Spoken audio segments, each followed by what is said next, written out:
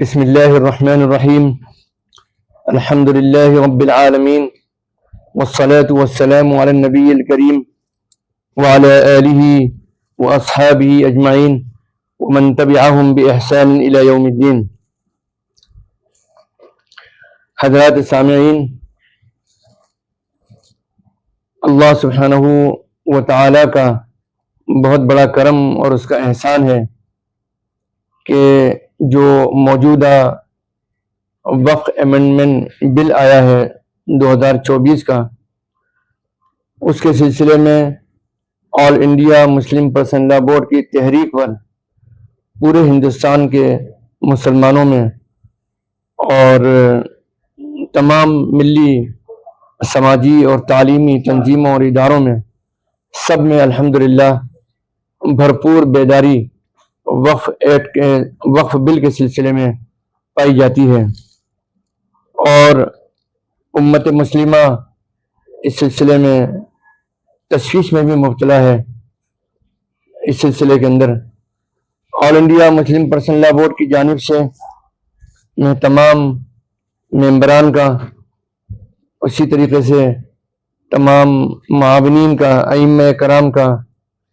خطبہ مساجد کا، علماء کرام کا، قضات کا، اور تمام میدانوں میں، سماجی میدانوں میں کام کرنے والے ملی تنظیموں کے ذمہ داران، ہم سب کے شکر گزار ہیں کہ انہوں نے ایک بہت بڑی تعداد کے اندر، جو کہ ابھی تک کی سب سے بڑی مثال ہے، مسلم پرسنل لا بورڈ کی آواز پر لبیک کہتے ہوئے جے پی سی کو اپنے سجھاؤ بھیجے۔ آج ہماری ملاقات یہاں بمبئی میں تھوڑی دیر قبل نانا پٹولے صاحب،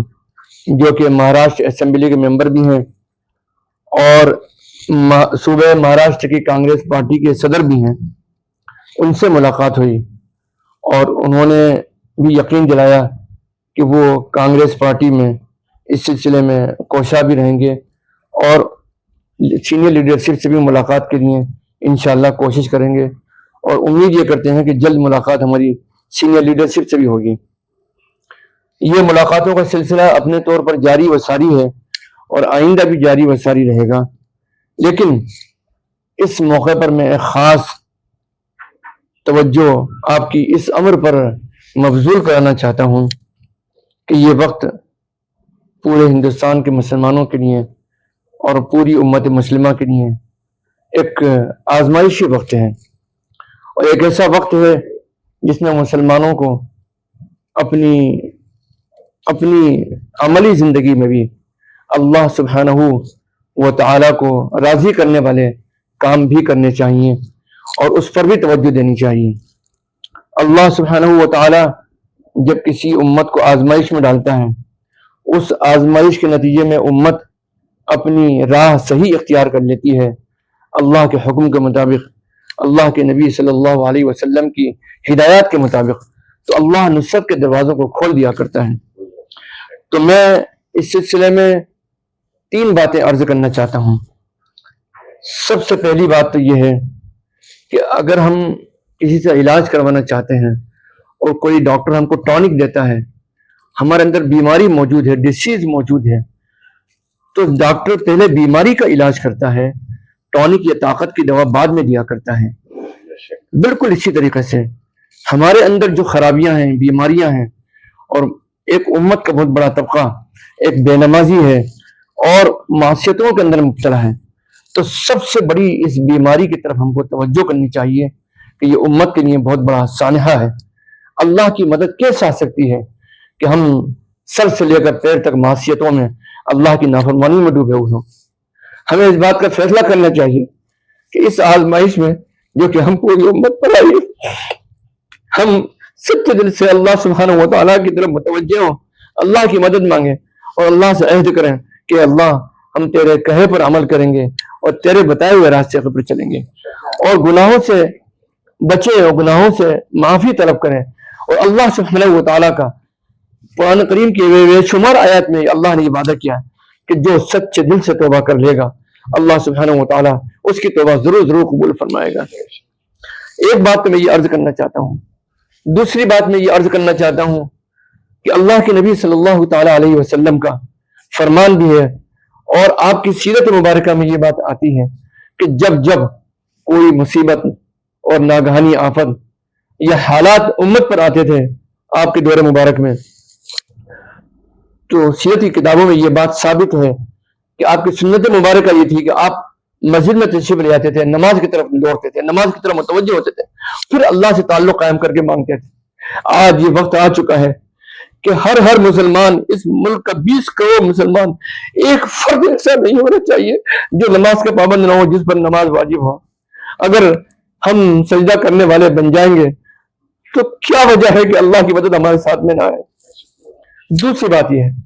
اور تیسری اور آخری بات میں یہ عرض کرنا چاہتا ہوں آپ سب حضرات سے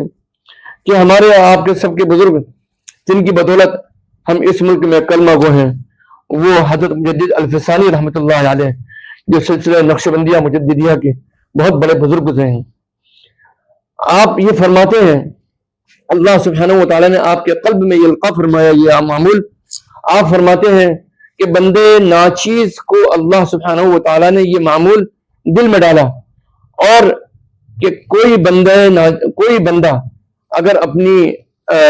اجتماعی آفت میں، مصیبت میں، یا انفرادی آفت اور مصیبت میں، آزمائش میں اس کا معمول جاری رکھے گا تو اللہ سبحانہ و تعالیٰ ضرور اس کی مدد فرمائے گا۔ آپ فرماتے ہیں کہ جمیع مقاصد دینی اور دنیاوی میں کامیابی کے لیے بندے ناچیز کے نزدیک اس سے بہتر کوئی ورد نہیں ہے۔ تو وہ بات جو آخری اور تیسری بات جو میں عرض کرنا چاہتا ہوں کہ ہم کو اللہ کے ذکر کی طرف، اللہ سے تعلق قائم کرنے کے لیے سب سے بہتر ذریعہ ذکر ہے اور عبادت ہے۔ تو آپ نے جو معمول تلقین فرمایا حالات کے اندر، اور اس سے بدتر حالات کیا ہو سکتے ہیں کہ ہر امتی اس ملک کا اور ہر مسلمان اس ملک کا ایک بے چینی کے اندر مبتلا ہے۔ میں سمجھتا ہوں کہ اس بے چینی کے وقت میں اگر اللہ کی مرضی اسی میں ہے کہ ہم اسے تعلق قائم کرنے والے بن جائیں، تو اس سے بہتر کوئی وقت نہیں ہو سکتا کہ ہم یہ فیصلہ کر لیں پوری امت کہ ہم اللہ سے تعلق قائم کر کے رہیں گے، اور زندگی کا ایک ایک لمحہ، زندگی کا ایک ایک وقت اللہ کی بندگی میں گزاریں گے۔ تو حضرت مجدد الفسانی رحمۃ اللہ علیہ نے جو تلقین فرمایا، وہ فرماتے ہیں کہ اول آخر درود شریف 100 مرتبہ اور 500 مرتبہ لا حول ولا قوت الا باللہ۔ پہلے درود شریف 100 بار، پھر 500 مرتبہ لا حول ولا قوت الا باللہ، پھر درود شریف 100 بار۔ یہ روزانہ کا معمول رکھیں۔ اجتماعی طور پر بھی پڑھ سکتے ہیں، ہمارے ہاں اجتماعی طور پر 70-80 سال سے پڑھا جاتا ہے مختلف مساجد میں، اور انفرادی طور پر بھی پڑھ سکتے ہیں۔ میں تو اس وقت ان حالات کے اندر بہت درد دل کے ساتھ یہ بات کہہ رہا ہوں کہ مجدد صاحب رحمۃ اللہ علیہ، جو کہ اللہ کے بڑے کامل تھے اور ان کو مجدد الفسانی کہا گیا، نبی کریم صلی اللہ تعالیٰ علیہ وسلم پوری امت کا اتفاق ہے کہ ہر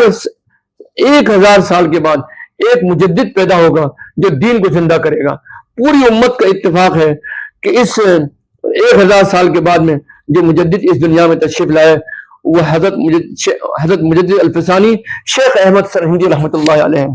تو ان کے بتائے ہوئے راستے پر ہم کو چلنا، ان کی ملفوظات پڑھیے، ایمان تازہ ہوتا ہے، ان کی ہدایات پڑھیے، آپ کے ایمان میں تازگی ہوگی۔ اس وقت صرف ایک درخواست ہے، بڑی التجا کے ساتھ میں، درد کے ساتھ میں، کہ ہر فرد کو جس تک میری یہ بات پہنچ جائے، ختم مجددیہ کا معمول رکھ لے۔ مجھے یقین کامل ہے کہ اللہ سبحانہ و تعالی ہم کو اس مصیبت آزمائش سے کامیابی کے ساتھ میں نکالے گا، اور وہ پھر یہ ہے کہ اول آخر درود شریف 100 مرتبہ